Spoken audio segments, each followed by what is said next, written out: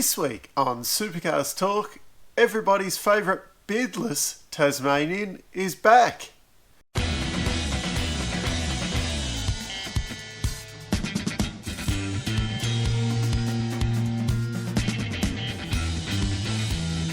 In what's probably the biggest signing for the E-Series so far, Marcos Ambrose is back in a Pertec Mustang this time though, not a Falcon.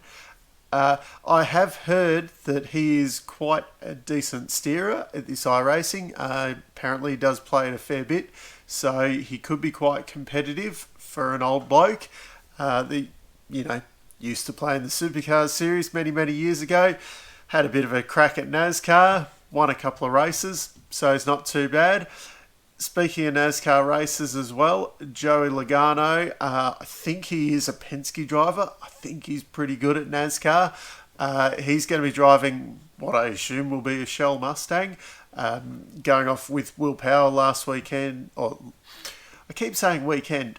Going off with Will Power's car last week, I think it would probably look a bit like his Shell Pennzoil Mustang that he races in NASCAR. And also the other international this week, another American, Alexander Rossi. He'll be driving a Napa Australia-backed Walkinshaw Andretti United Commodore. We saw him at Bathurst last year with the other half of the Hinch and Rossi wildcard entry at Bathurst there, so he'll be partaking again. I definitely know that Rossi is very new to the sim racing gig and hasn't been doing really well at the IndyCars.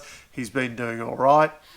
Speaking of the IndyCar iRacing as well, Chaz Mostert had a crack, a bit of a switch over with the Walkinshaw Andretti, or for the Andretti part of the equation drivers there. Rossi races for Andretti over in America. Obviously, Chaz races for Walkinshaw Andretti United in Australia. So Chaz didn't exactly go over to America, but he raced, like Scott McLaughlin has, he raced in the race at Coda. That was actually on the weekend, Sunday morning our time. Chaz had a crack at that. He was racing Marco Andretti's car, and let's just say it finished about where it would have if Marco was driving it in real life. For some reason, not sure why, Marco hasn't seemed to participate in these IndyCar iRacing events. He's left it to, they've had a few kind of wild card guys drive the car. I think a couple of their Indy Lights guys and people like that. And Chaz came over to do the latest one, finished about 20th. Once again, Scott McLaughlin did a stellar job. I think in the end he was just off the podium in 4th place. Lando Norris actually came in as a wild card. He's a Formula 1 driver and actually won the race, which was quite interesting to watch. The iRacing this week is going to have a North American feel to it, I suppose. They're going to be racing at Watkins Glen and at the Montreal Circuit Gilles Villeneuve F1 track.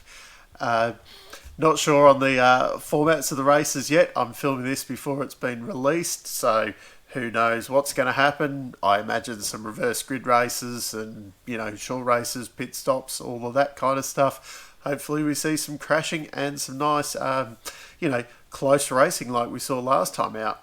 As for the two circuits, I think we're probably going to see some decent racing this weekend. Watkins Glen is used for NASCAR. IndyCar does use it as well, but it's got some nice high-speed stuff. It's got a kind of a tight bus stop section, but you can kind of run too wide through most of the corners. If anyone remembers watching Marcos Ambrose racing there in NASCAR, going on to some victories, they were kind of running too wide through a lot of the track. I'm not sure whether they're using the extended track or the short track. Either way, I think the racing is going to be pretty good. And I think as far as F1 tracks go, the Gilles Villeneuve circuit is probably one of the better ones. It goes into kind of a tightish first turn, a bit like at Monza. They do have the hairpin around the back of the track, a long straight going into a chicane to come onto the start-finish straight, which, those kind of things, you should see some, dives and things like that happening, especially with this iRacing thing. drivers can probably be a little bit more aggressive. Let's hope there's not too many netcode kind of issues with people diving in and out on each other. So that's my preview of this week's BP Supercars All-Stars E-Series. If you need to get in contact with me, I've signed myself up for an email address on the screen somewhere. Put it supercarstalk@gmail.com. And until next time, I'll see you later.